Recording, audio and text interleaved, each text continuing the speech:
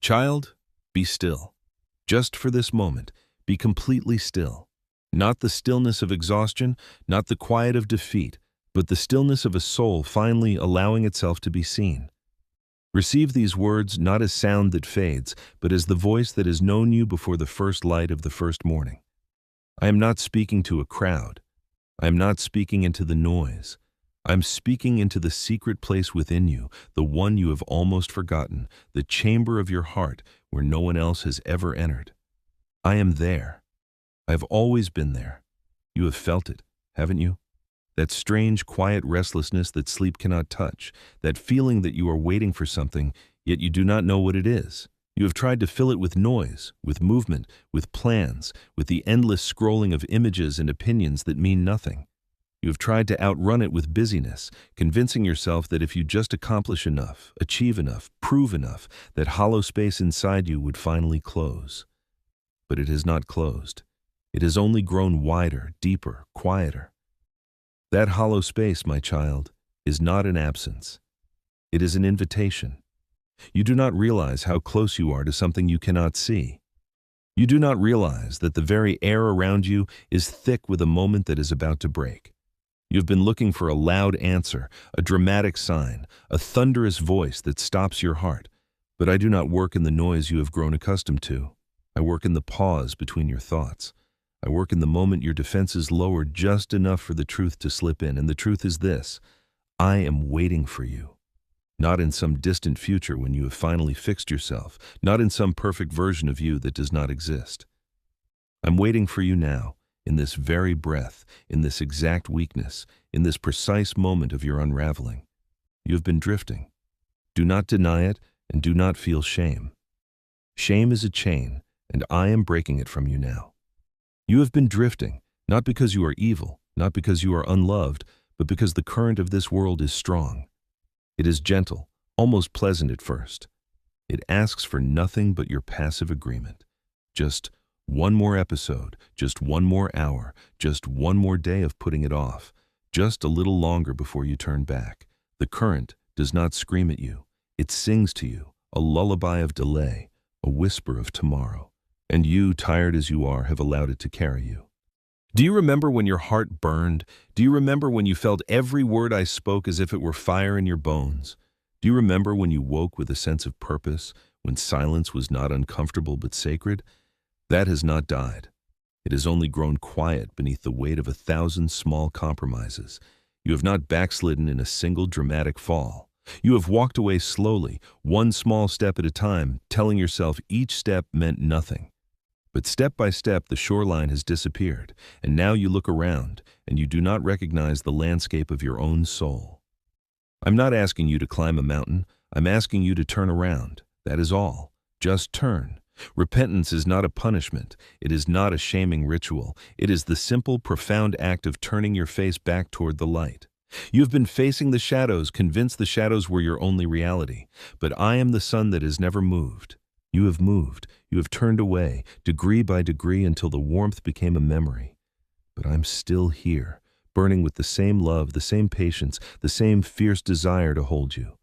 There is a story you know, but you have never felt it deeply enough. Jonah. He heard my voice clearly. There was no confusion, no ambiguity. I told him exactly where to go and what to say. But inside his heart, a different voice spoke louder. Fear. Resentment, a stubborn refusal to extend mercy to those he hated. And so he did not run because he was confused. He ran because he understood perfectly and chose disobedience anyway. He found a ship going the opposite direction. He paid the fare. He went down into the hold of the boat, and he fell into a deep sleep.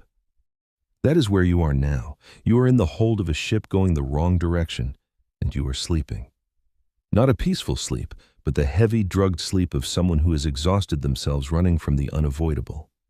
The storms are gathering around you, not as punishment, but as mercy. The waves that rock your boat, the winds that howl through your sleepless nights, the chaos in the relationships and circumstances you cannot control. These are not my anger. These are my love, screaming at you to wake up. The sailors on Jonah's ship threw everything overboard, trying to save themselves. They prayed to their dead gods. They wept and cursed and fought against the sea. And all the while, The one who carried the answers slept in the darkness below. My child, you carry the answer within you. You carry my presence, dormant but not dead. You carry the knowledge of what you must do, buried beneath the exhaustion and the excuses. And the world around you is throwing things overboard, trying everything, grasping at every solution except the one that requires you to simply turn and face me. I am waiting for you.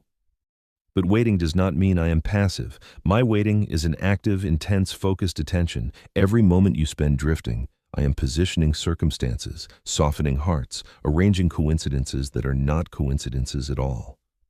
I am preparing the very ground you will walk on when you finally turn. I'm not sitting on a distant throne, indifferent to your struggle. I'm leaning forward, my eyes locked on you, my hand extended, my voice calling your name in 1,000 different ways that you have not yet learned to recognize. You have been waiting for a sign, but you have missed 1,000 signs because you were looking for fireworks. The sign is the restlessness you cannot explain.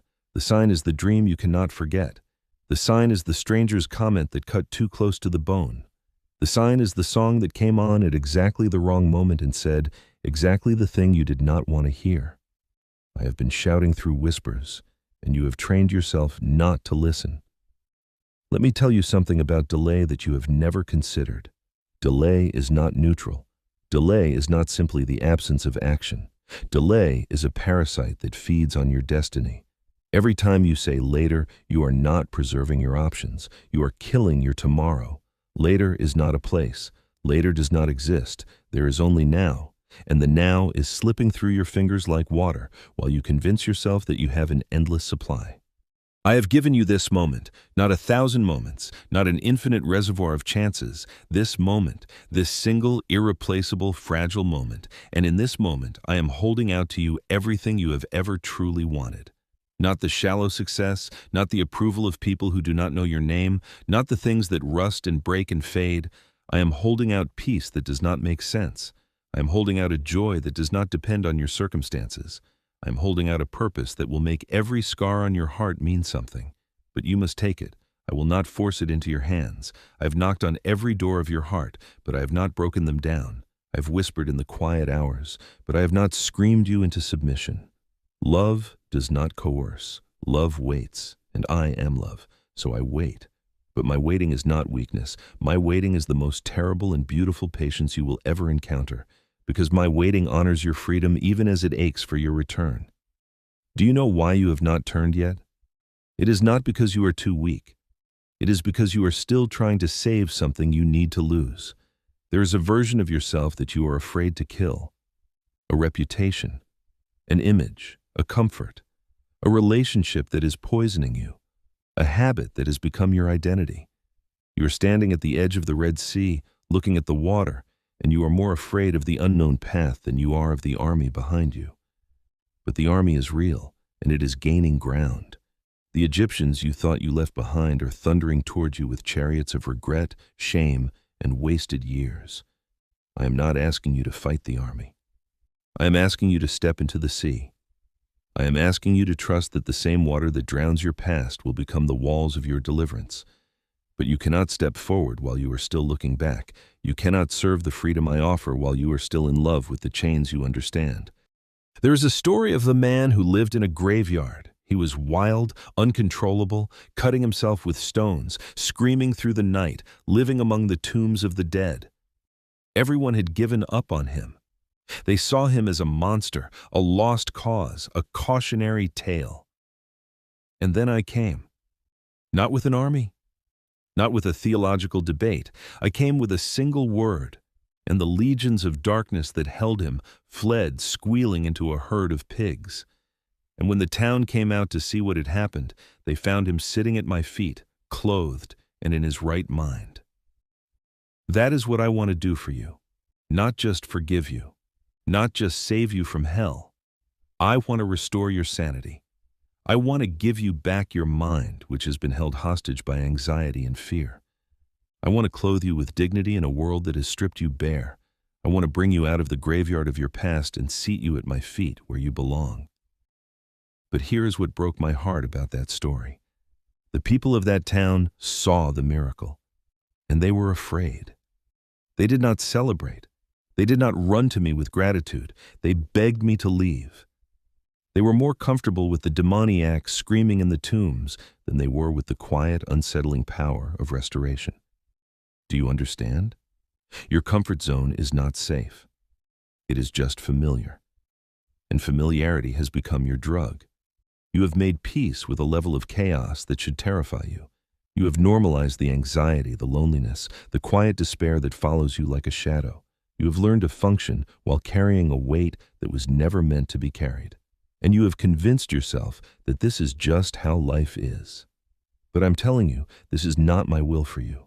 The thief comes to steal, kill, and destroy. He has stolen your peace. He has killed your dreams. He has destroyed your capacity to rest. But I have come that you might have life and have it abundantly, not perfectly, not without problems, abundantly, deeply, richly, with a well of joy inside you that no circumstance can drain. That is what I am offering you in this moment. Not a life without storms, but a life where you are no longer afraid of the storms because you know who is in the boat with you. Do you remember Peter, walking on the water? He did the impossible. For a few heartbeats, he defied every law of physics and human limitation. He walked on the chaos because his eyes were on me. But then he looked at the wind, he looked at the waves, he looked at the impossibility of his own situation, and he began to sink. And in that moment of sinking, he didn't pray a beautiful prayer, he didn't quote scripture. He screamed 3 words, "Lord, save me," and I caught him. Immediately. Not after he had learned his lesson, not after he had proven his faith. In the middle of his failure, in the middle of his doubt, in the middle of his sinking, I reached out and caught him. That is who I am. That is what I do. I do not wait for you to be perfect. I do not wait for you to have enough faith. I wait for you to simply turn your head in my direction and cry out. And I'm faster than your fall. You have been trying to fix yourself before you come to me. You have been trying to clean up your mess, to break the habit, to find the motivation, to become worthy of my attention. But you will never be worthy. That is the point. Worthiness is not the currency of my kingdom. Need is the currency. Desperation is the invitation. The sick need a physician, not the healthy. The broken need a healer, not the whole. Come to me broken. Come to me exhausted. Come to me doubting, failing, angry, confused. Come to me exactly as you are, not as you think you should be, and I will meet you there. I'm waiting for you, but waiting is not the same as standing still. I'm actively preparing the celebration. In the story of the prodigal son, the father did not sit on his porch, tapping his foot, angry and disappointed. He ran. He gathered his robe and he ran down the road toward his foolish, wasteful, shameful son. He saw him while he was still a long way off. That means the father was watching. Every day, every hour, every moment, the father stood at the gate, scanning the horizon, waiting for the first glimpse of his returning child. And when he saw him, he did not lecture him. He did not demand an apology. He did not list his sins. He embraced him. He kissed him.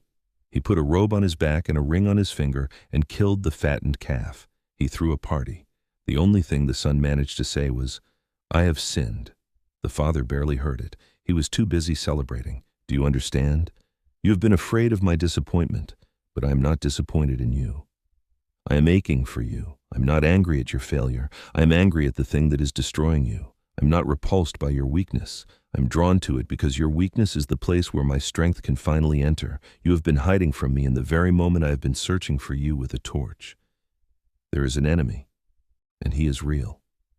He is not a red devil with a pitchfork. He is a whisper. He is a suggestion. He is a voice that sounds exactly like your own thoughts, and he has been feeding you lies since you were old enough to understand language. He tells you that you have plenty of time. He tells you that one more day will not matter. He tells you that you and you are the exception, that the warnings are for other people, that you will turn around eventually, so there is no rush. But he knows something you do not. He knows that delay is his greatest weapon. He does not need you to curse my name. He does not need you to commit terrible sins. He just needs you to wait. Just one more day. Just one more compromise. Just one more small step away from the light.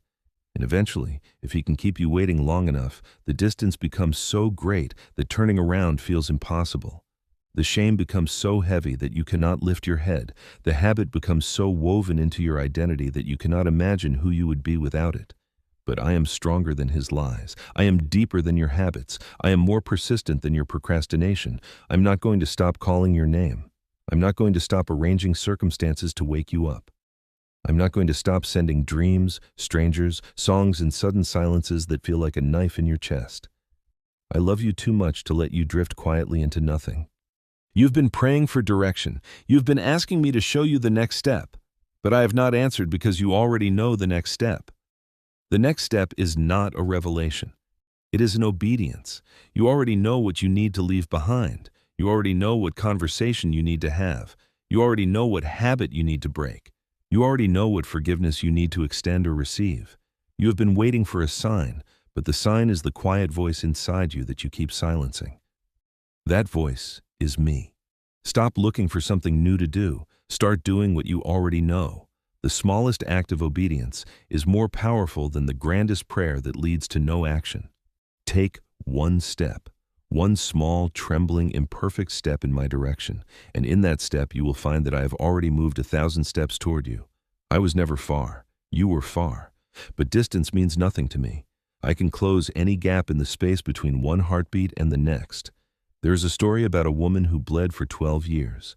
She spent everything she had on doctors who could not help her. She was ceremonially unclean, untouchable, isolated, and desperate. She had tried everything. And then she heard that I was passing through her town. She did not have the courage to ask me for help publicly. She was too ashamed. She was too afraid of being rejected.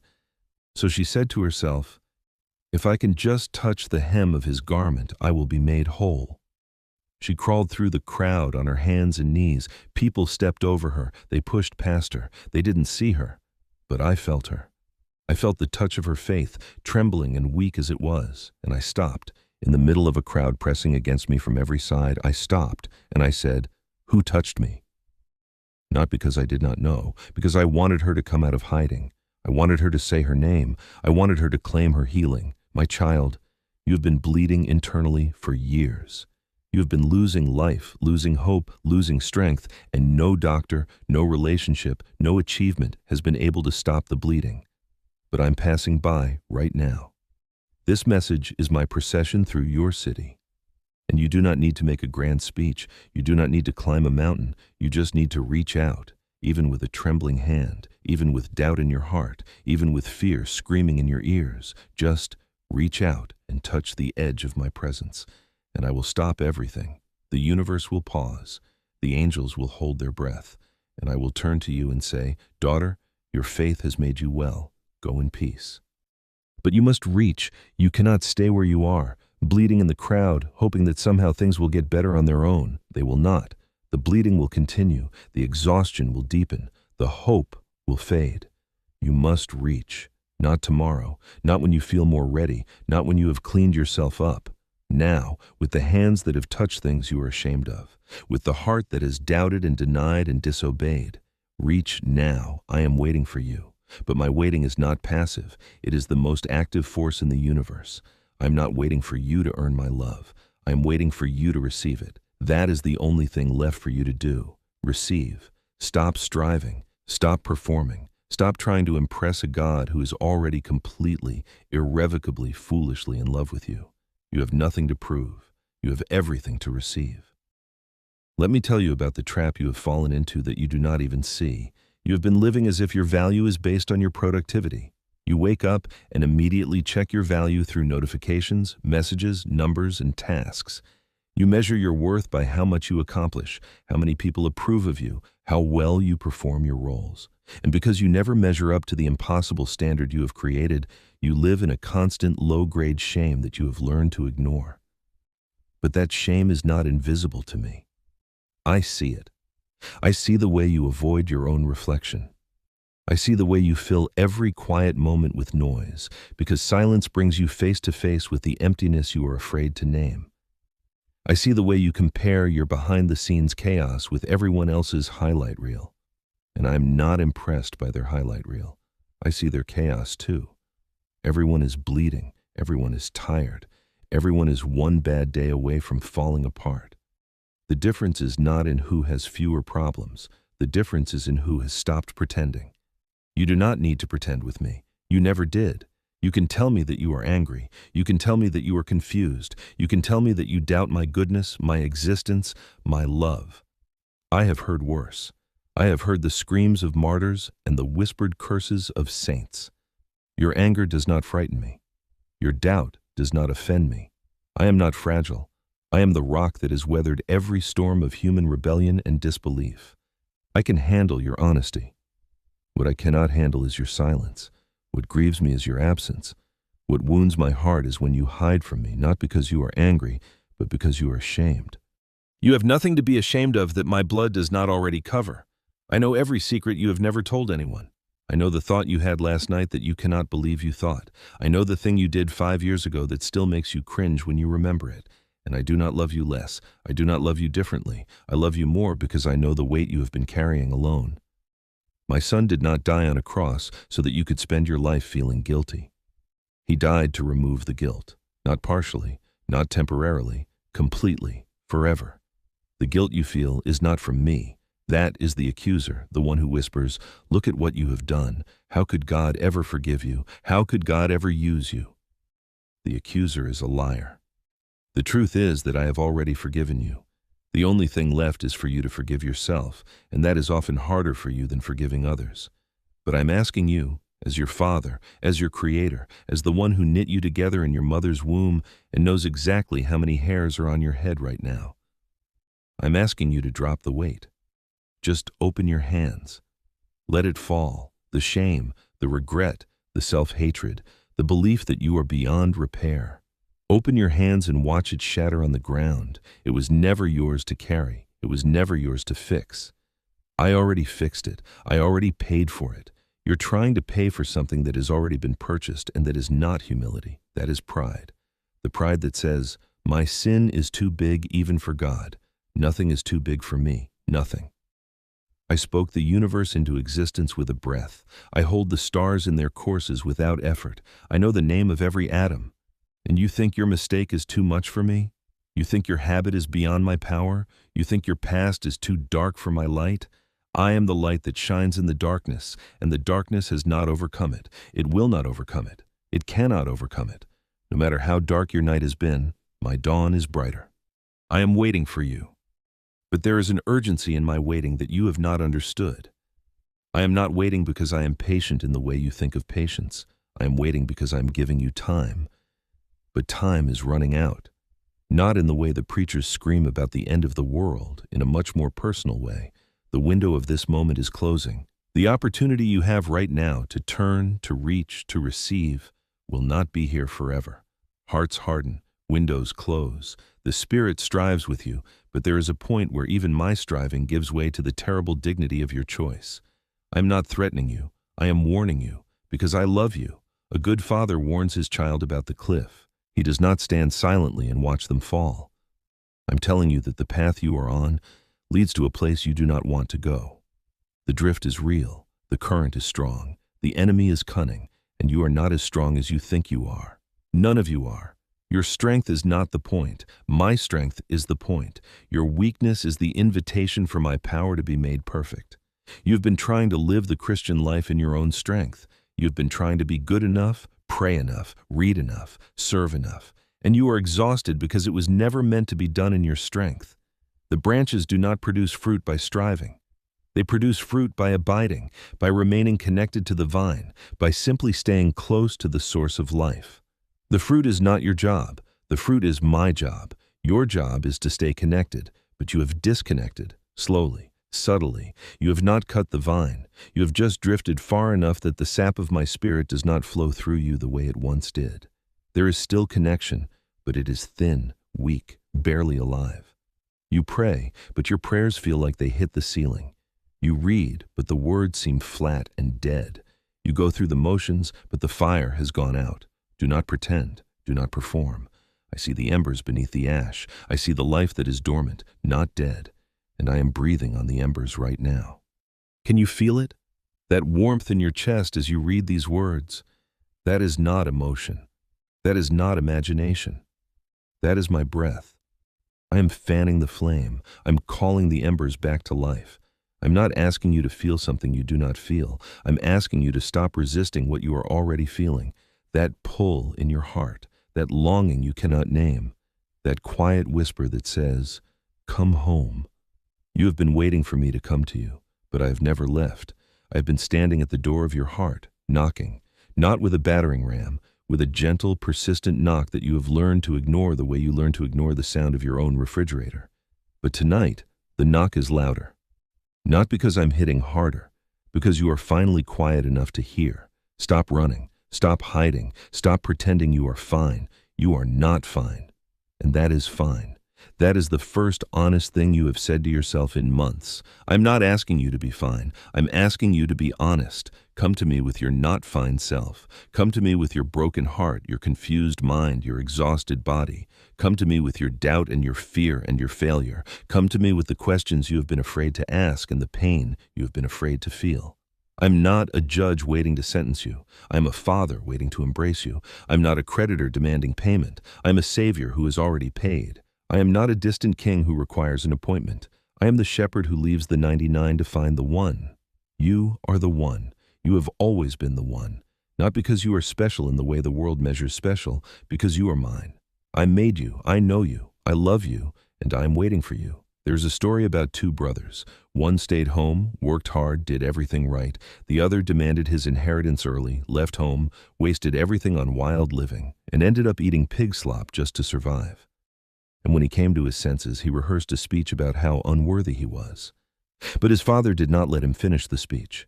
The father saw him while he was still far away. The father ran. The father embraced him. The father celebrated him. But the story does not end there. The older brother came in from the field, heard the music and the dancing, and refused to go in. He was angry. He was resentful. He said, "I have slaved for you all these years, and you never even gave me a young goat so I could celebrate with my friends. But this son of yours who wasted everything, you kill the fattened calf for him." And the father went out to him. The same father who ran to the younger son also went out to the older son, and he said, "Son, you are always with me, and everything I have is yours. But we had to celebrate and be glad, because this brother of yours was dead and is alive again. He was lost and is found." Do you see?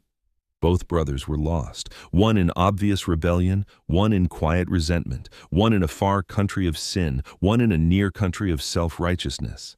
Both were separated from the Father's heart. Both needed to come home, and the Father went out to both of them. Where are you lost today? Are you in the far country chasing things you know are destroying you? Or are you in the near country going through the motions, serving out of obligation, bitter at the grace you see given to others you think are less deserving? Either way, the Father is coming out to you. He is leaving the house.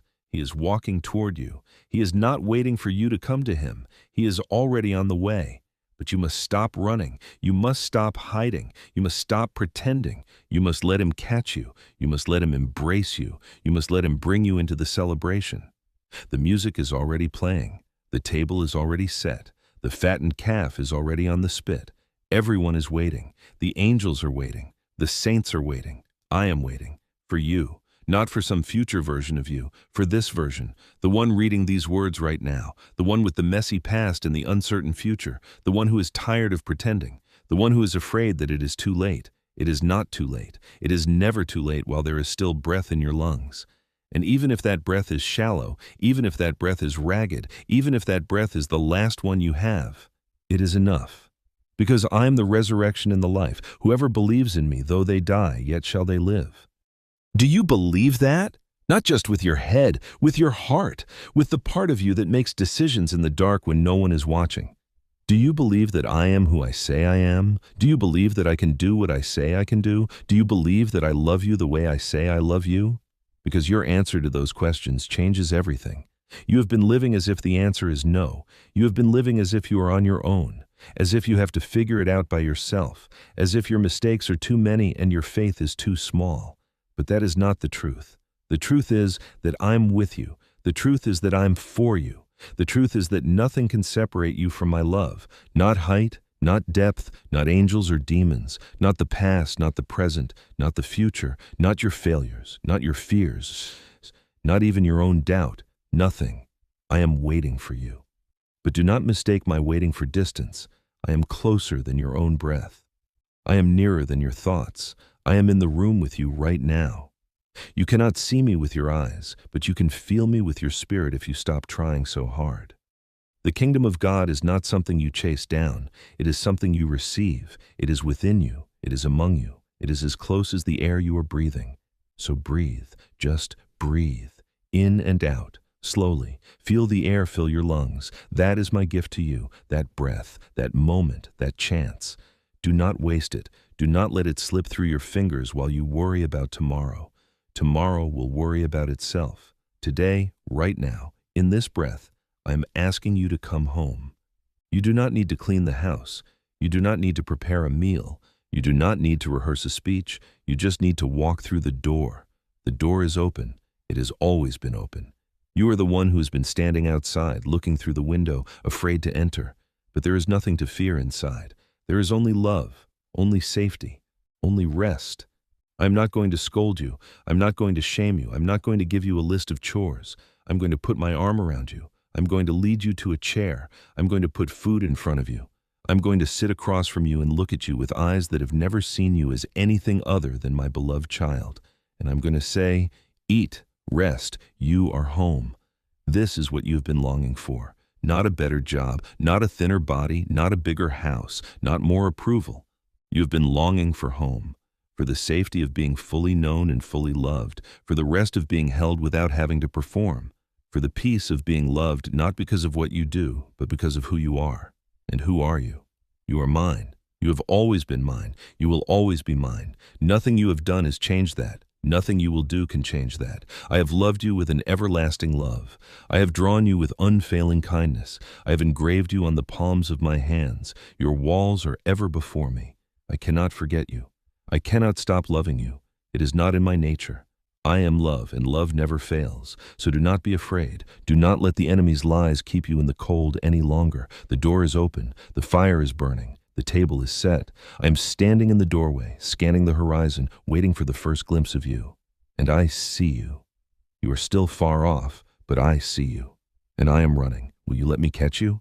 You are still here. You stayed. You did not click away when the voice grew quiet, when the music faded, when the silence between the words stretched longer than you expected.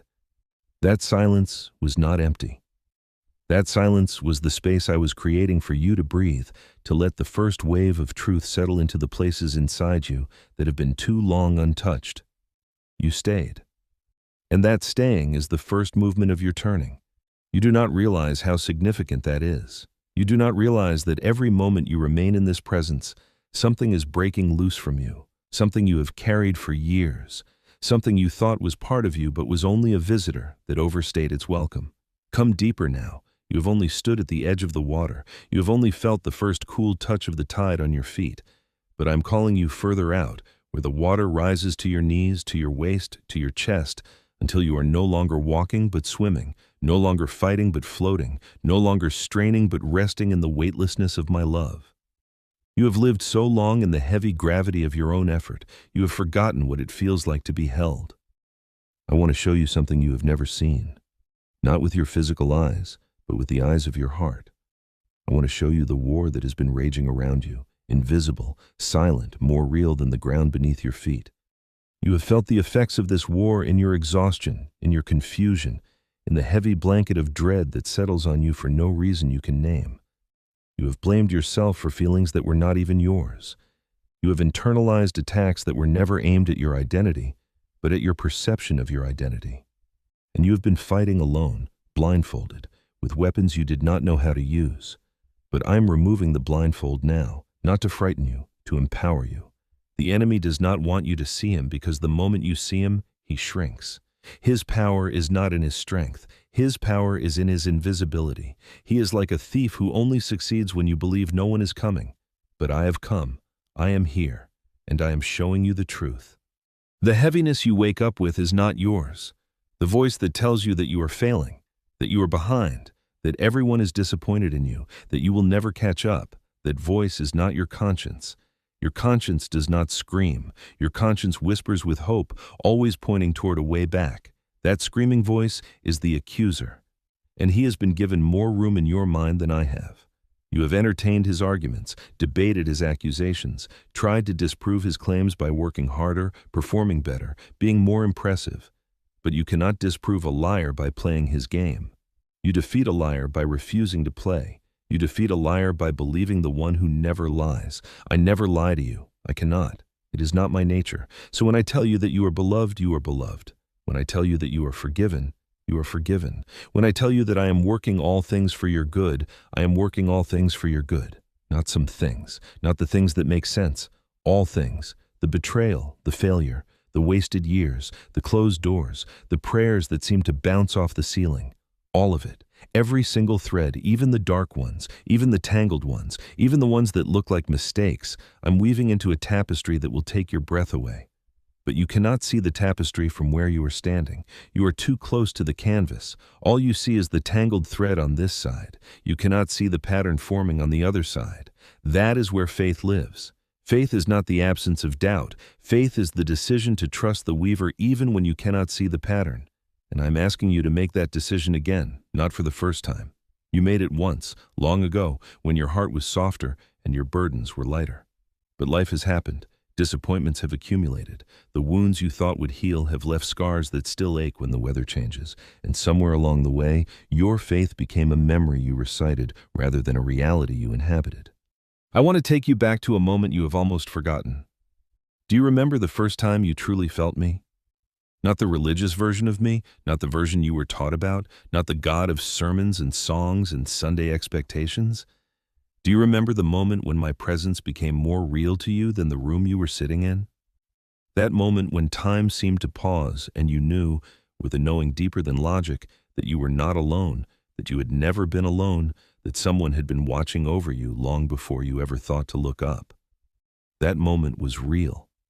It was not emotion. It was not imagination. It was visitation. I came to you in that moment because your heart was open in a way it rarely is. You were not trying to impress anyone. You were not performing. You were simply there, vulnerable, honest, maybe even desperate. And I filled that space with my presence. I want to do that again. But you have built walls since then. Not evil walls. Protective walls. Walls you built after you were hurt by religious people who spoke my name but did not have my heart. Walls you built after prayers went unanswered in the way you demanded they be answered. Walls you built after you tried so hard to be good and discovered that you could not be good enough. I understand the walls. I do not condemn you for them. But I'm asking you to let me walk around them. I'm asking you to let me love you through the cracks. I'm asking you to trust me enough to let one stone fall. Just one. You do not have to tear down the entire fortress in a day. Just hand me one stone, one area where you have been hiding, one wound you have been protecting, one fear you have been feeding. Just hand it to me and watch what I do with it. Do you remember Joseph? His own brothers threw him into a pit and sold him into slavery. He spent years as a servant, then years as a prisoner for a crime he did not commit. He had every reason to build walls, to become bitter, to curse my name. But here is what you have not seen about Joseph. In the pit, I was with him. In Potiphar's house, I was with him. In the prison, I was with him. The circumstances were evil, but my presence never left. And when the time came for Joseph to be elevated to the throne of Egypt, he did not look back on his suffering as a waste. He looked back and said, "You intended to harm me, but God intended it for good. Your suffering has not been wasted, not one tear, not one sleepless night, not one moment of confusion or betrayal. I have been collecting every drop. I have been weaving every thread. And the day is coming when you will see the pattern and fall to your knees in worship, not because of the pain, but because of what the pain produced. But that day is not yet. Right now, you're still in the prison. Right now, you're still wondering if the dream I gave you years ago has died. It has not died. It has been growing in the dark, where the roots go deep. The deepest roots grow in the darkest soil, and when I bring you out, you will not be easily uprooted because you were grown in hidden places. I'm waiting for you to trust the hidden years. I'm waiting for you to stop trying to rush the harvest. The seed is in the ground, the rain is falling, the sun is doing its work beneath the surface where you cannot see it. But you keep digging up the seed to check if it is growing. You keep pulling at the sprout to make it grow faster, and in your anxiety, you are slowing the very process you are trying to accelerate. Be still, not the stillness of passivity, the stillness of trust. The farmer does not worry about the seed once it is in the ground. He sleeps, he wakes, he goes about his life, and while he sleeps, the seed does its work. You have done your part. You have cried out. You have repented. You have turned. Now let me do my part. Let me be God. You were never meant to carry the weight of making things happen. You were meant to abide, to remain, to stay close to the vine, and let the fruit grow naturally. There is a lie you have believed that is stealing your peace. The lie says that you are behind, that you should be further along than you are, that you have wasted too much time, that the opportunities you missed are gone forever, that other people are passing you by, that you are failing at the one life you have been given. That lie comes from the pit of hell, and I want you to renounce it right now, out loud if you are alone, in your heart if you are not. Say these words: I am not behind. I am exactly where I need to be. My God is not late. My God is not confused. My God has not forgotten me. Say it again until you feel the lie lose its grip. You are comparing your behind the scenes to everyone else's highlight reel. You do not know their struggles. You do not know the cost of their success. You do not know the emptiness that often accompanies the achievements you envy. Trust me when I tell you that the path I have you on is the best path, not the easiest path, not the fastest path, the best path. The path that will produce in you the character, the depth, the wisdom, and the compassion that you will need for what I am calling you to carry. You cannot carry a heavy weight with weak arms. You cannot lead others through a valley you have never walked. Every struggle you are enduring right now is not a punishment. It is preparation. I am not angry with you. I am training you. And the training is hard because the calling is high. You have asked me to use you. You have prayed for influence, for impact, for the opportunity to make a difference. But you did not understand what that would require. Influence requires character. Impact requires depth. Making a difference requires being different. And difference is forged in the fire, not in the comfort of the crowd. Do you remember David? He was anointed as king when he was just a boy. But he did not sit on the throne the next day. He spent years in the fields, alone with the sheep, learning to fight lions and bears. Then he spent years running from a jealous king, living in caves, gathering a ragtag army of the broken and the desperate. David wrote some of his most beautiful psalms in those caves. He learned to trust me in the darkness because the light had not yet come. And when the light finally came, when he finally sat on the throne, he was ready. Not because he was naturally gifted, because he was painfully prepared. I am preparing you. The cave is not your punishment. The cave is your classroom. The cave is where I teach you things you could never learn in the palace. The cave is where you learn that I am enough, even when the throne is empty. The cave is where you learn to worship when no one is watching, to pray when no one is listening, to trust when every circumstance screams against trust. Do not despise the cave. The cave is saving you. The cave is shaping you. And one day, you will look back on this season with tears in your eyes, not tears of regret, but tears of gratitude for a God who loved you too much to let you stay on the surface. You have been living on the surface, scrolling, skimming, rushing from one distraction to the next. You have been afraid of the deep because the deep is where you might finally have to face yourself. But I'm calling you into the deep, not to drown you, to fill you. The nets that have been empty will be full. The hunger that has been gnawing at your soul will be satisfied. But you must push out into the deep. You must leave the shallow water where you can still touch the bottom. You must go where you cannot stand, where you must rely entirely on me to hold you up. That is terrifying. I know. Your fear of losing control is not small. You have built your entire life around managing, controlling, predicting, preventing disasters. But your control has been an illusion. You have never been in control. You have only been anxious, and your anxiety has not stopped a single bad thing from happening. It has only stolen the peace I was trying to give you. So I'm asking you to release the illusion. Admit that you are not in control. Admit that you never were, and let me be the God I have always been. There is a freedom in that admission that you cannot imagine until you experience it. When you stop trying to hold everything together, you discover that I have been holding everything together all along. When you stop trying to fix everyone, you discover that I am the healer. When you stop trying to predict the future, you discover that I am already there, waiting for you. The relief is immediate. The peace is palpable. The weight that lifts from your shoulders is not metaphorical. It is real. You have been carrying a burden that was never yours to carry. Drop it right now. Just open your hands. I want to tell you about a woman named Esther. She was an orphan, a captive, a minority in a foreign land. By every measure of worldly advantage, she had nothing. But I had my eye on her. I positioned her. I prepared her.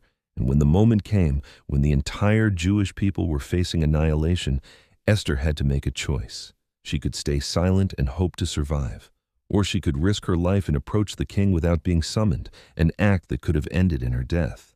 Her cousin Mordecai said to her, "Who knows if you have come to the kingdom for such a time as this?" That question is for you. Who knows if you have been placed in your family, your workplace, your neighborhood, your generation for such a time as this? You think your life is random.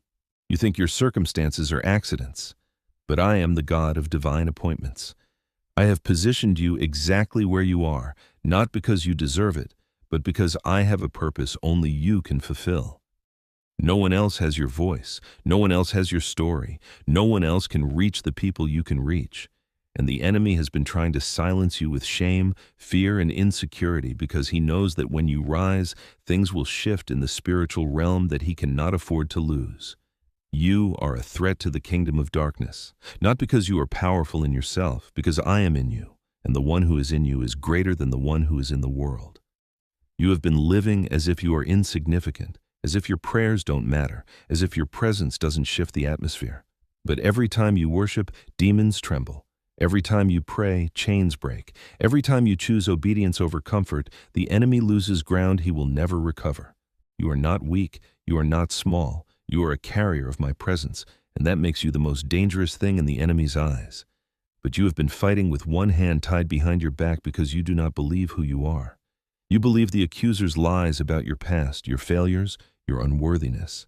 And as long as you believe those lies, you will fight like a servant instead of a son, like a slave instead of a daughter. But I'm telling you the truth about your identity. You are not your mistakes. You are not your failures. You are not what people have said about you. You are not even what you've said about yourself. You are my child. You are my heir. You are co-heir with Christ. The same power that raised Jesus from the dead lives inside you. Not will live, not might live. Lives right now, in this moment, in your tired, struggling, doubting self. Do you believe that? Do you really believe that the power that split the Red Sea, that raised Jesus from the grave, that spoke the universe into existence, lives inside you? If you believe that, how would you pray differently? How would you face your struggles differently? How would you look at your impossible situation differently? Your problem is not that your faith is too small. Your problem is that your God is too small. You have reduced me to a vending machine, a cosmic therapist, a fire insurance policy. But I am the I am. I am not a concept. I'm not a force. I am a person, and I am in love with you. Not with a distant, abstract theological love, with a fierce, tender, personal, obsessive love. I think about you constantly. I number the hairs on your head. I catch every tear in a bottle. I sing over you at night. I rejoice over you with singing. I'm not disappointed in you. I'm not angry with you. I'm not keeping score of your failures. I am holding you. I am cheering for you. I am fighting for you. And I will never, never, never stop. You have experienced abandonment from people who promised to stay. You have experienced betrayal from people you trusted. You have experienced disappointment from people you looked up to, and those wounds have made it hard for you to trust anyone, including me. I understand, but I am not like them. I cannot lie. I cannot break my promise. I cannot stop loving you. It is not possible for me. Even if you ran to the farthest corner of the universe, I would be there. Even if you descended into the deepest darkness, I would be there. Even if you spent the rest of your life cursing my name, I would still love you. My love is not dependent on your behavior. My love is dependent on my nature, and my nature does not change. I am the same yesterday, today, and forever. The God who parted the Red Sea is the same God who is with you right now. The God who shut the mouths of lions is the same God who is protecting you from forces you cannot see. The God who raised Jesus from the dead is the same God who is bringing your dead dreams back to life. Nothing has changed. I have not changed. You have changed. Your circumstances have changed. The world has changed. But I am the rock. I am the anchor. I am the unmoving foundation beneath the chaos of your life. You have been building your house on sand, on the approval of people, on the security of money, on the stability of health, on the predictability of circumstances. And the storms have come, and the sand has shifted, and your house has cracked. But I'm inviting you to build on the rock, to build your identity on my love, not on your performance, to build your security on my presence, not on your bank account, to build your hope on my promises, not on your plans. When you build on the rock, the storms still come, but the house does not fall, because the rock does not move. I am the rock. I am waiting for you to build on me, not as a theory, not as a doctrine, not as a religious concept, as a living, breathing, present reality. I am here. I am speaking. I am inviting you into a relationship so intimate, so real, so transformative, that everything else will pale in comparison. Not a relationship of rituals and rules, a relationship of presence, of conversation, of walking together through the ordinary moments of your day. I want to be with you when you wake up. I want to be with you when you drive to work. I want to be with you when you make dinner. I want to be with you when you lie down to sleep. I want to be the backdrop of your entire existence, not the emergency contact you call when everything falls apart. You have been living as if I am only interested in the big moments, the church services, the prayer meetings, the crisis moments, but I'm interested in the small moments, the quiet moments, the moments no one else sees. I'm interested in the cup of coffee in the morning, the walk to the mailbox, the conversation with the cashier, the moment before you fall asleep when your mind races through the day. I'm there. I've always been there. And I've been waiting for you to notice. Do you remember Elijah? After the great victory on Mount Carmel, after the fire fell from heaven and consumed the sacrifice, after he killed the prophets of Baal, he ran. He ran because a woman threatened his life. The mighty prophet who had called down fire from heaven was reduced to a trembling fugitive, hiding in a cave, begging to die. And in that cave, I did not come to him in the wind. I did not come in the earthquake. I did not come in the fire. I came in a still, small voice, a whisper.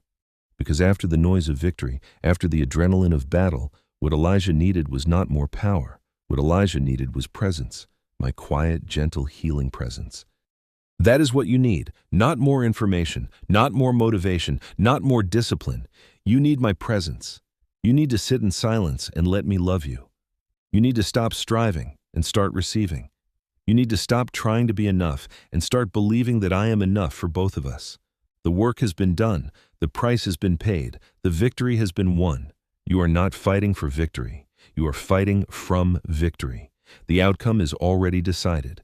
The enemy is already defeated. The only thing left is for you to walk in the reality of what has already been accomplished.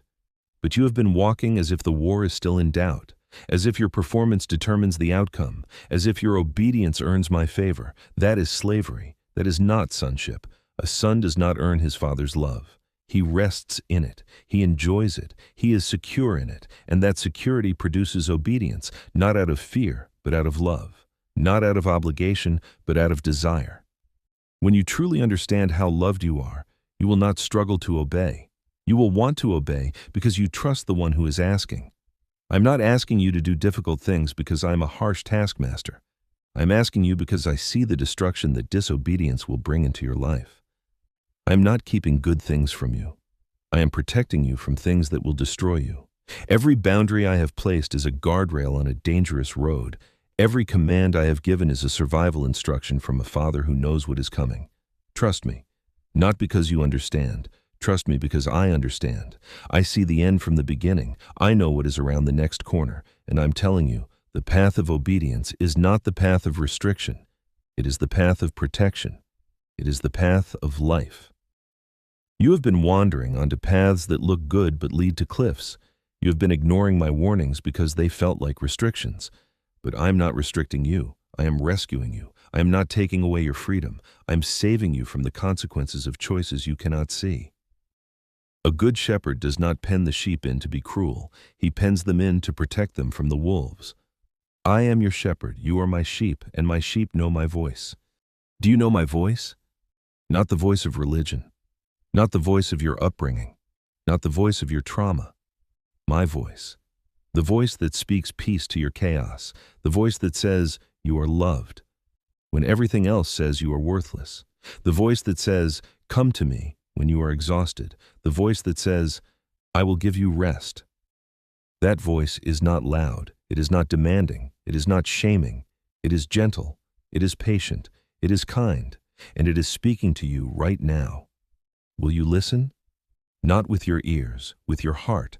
Will you stop defending yourself, stop explaining yourself, stop justifying yourself, and simply let yourself be loved? That is the hardest thing in the world for someone who has been hurt. To let yourself be loved is to risk being hurt again. But I am not a person. I cannot hurt you. I can only heal you. I can only hold you. I can only restore you. And I'm waiting for you to let me. There is a story about a man named Peter. After he denied me 3 times, after he cursed and swore that he did not even know me, I did not reject him. I found him. I restored him. I asked him 3 times, do you love me? And 3 times, Peter said yes, and each time, I gave him something to do. Feed my lambs. Tend my sheep. Feed my sheep. I did not ask him to prove his loyalty. I did not ask him to do penance. I asked him to love me and to love my people. And out of that love, he would find his purpose. Your failures do not disqualify you. They qualify you. Because the person who has been forgiven much loves much. The person who has failed spectacularly has a testimony that can reach people who have never been reached by perfect people who have nothing to say to the broken. Your mess is not your liability. Your mess is your ministry. The very thing you are most ashamed of is the thing that will open doors for you to help others who are trapped in the same shame. Stop hiding your scars. Your scars are not ugly. They are proof that you survived. They are proof that I healed you. They are the roadmap that will lead others to the healer. You've been trying to present a perfect version of yourself to the world, but the world is not impressed by perfection. The world is desperate for honesty. The world is starving for someone to say, me too, I have been there. I have failed, I have doubted, and I am still here, not because I'm strong, but because God is faithful. Will you be that person? Will you stop pretending? Will you let your weakness be the platform for my strength? Paul begged me to remove a thorn from his flesh. I said, my grace is sufficient for you, for my power is made perfect in weakness. Paul stopped begging for removal and started boasting in his weakness because he understood that when he was weak, then he was strong. Not strong in himself, strong in me. The power that worked through Paul was not Paul's power, it was mine. And it was most visible when Paul was most aware of his own inability. You have been trying to be strong. You have been trying to hold it together. You have been trying to appear capable and competent and put together, but your strength is getting in the way of mine. Your ability is blocking the demonstration of my power. I am waiting for you to admit that you cannot do this, that you are not enough, that you are tired and scared and confused, because that admission is not weakness. That admission is the door through which my strength enters. I am waiting for you to fall apart, not in destruction, in surrender, to stop holding the pieces together and let me hold you, to stop pretending you have it figured out and let me lead you, to stop performing and let me love you. The fall is not the end. The fall is the beginning. The fall is the moment you stop trying to fly on wings that were never meant to carry you and let me carry you instead. You have been trying to earn what can only be received. You have been trying to achieve what can only be given. You have been trying to reach me through effort when I am already here, closer than your breath, nearer than your thoughts. The distance you feel is not real. It is a sensation created by your striving. When you stop striving, you will discover that you were never far away. You were only distracted. You were only afraid. You were only trying too hard. Be still. Not the stillness of the body only, the stillness of the soul, the stillness that comes when you finally stop trying to fix yourself and let the healer do his work. The stillness that comes when you stop rehearsing your failures and start resting in my forgiveness. The stillness that comes when you stop worrying about the future and start trusting the one who holds it. I am waiting for you in that stillness. I'm not waiting for you to do something. I'm waiting for you to stop doing. I'm waiting for you to sit down at the table I have prepared for you in the presence of your enemies and eat. To receive the nourishment I am offering. To let my love fill the empty places inside you that you have been trying to fill with everything except me. Come home. not to a place, to a person. I am home, and I have been waiting for you, not impatiently, not angrily, longingly, the way a father waits for a child who has been gone too long, the way a lover waits for the beloved. I have kept the light on, I have kept the table set, I have kept the room warm. The only thing missing is you. Do not let another day pass. Do not let the sun set on your wandering. Do not let the enemy convince you that you have been gone too long to come back. You have not. You cannot. There is no distance too great. There is no sin too deep. There is no failure too final. I am the God of second chances and third chances and infinite chances. My mercy never ends. My love never fails. My arms are open. Run, run to me, not with a rehearsed speech, not with a list of promises you are not sure you can keep. Run to me with empty hands and a broken heart. Run to me with nothing to offer but your need, and I will meet you. I will catch you. I will hold you. I will never let you go. This is not the end of your story. This is the beginning. Everything before this moment was prologue. The pain, the failure, the wandering, the wasted years. All of it was leading you to this moment of decision, this moment of return, this moment of homecoming. I am waiting. I have always been waiting, and I will wait as long as it takes. But oh, how I long for you to come now, not later, now, while the invitation is still in the air, while the Spirit is still moving on the waters of your heart, while the door is still open. Come, come to me. All you who are weary and burdened, and I will give you rest, not rest from responsibility, rest from pretending, rest from performing, rest from earning. The rest of a child in the arms of a father, the rest of a beloved in the embrace of the one who loves them completely. I am waiting for you. Do not miss this moment. Do not let it slip away. This is the moment your soul has been longing for. This is the invitation you have been waiting to receive. This is the homecoming you have been too afraid to believe was possible.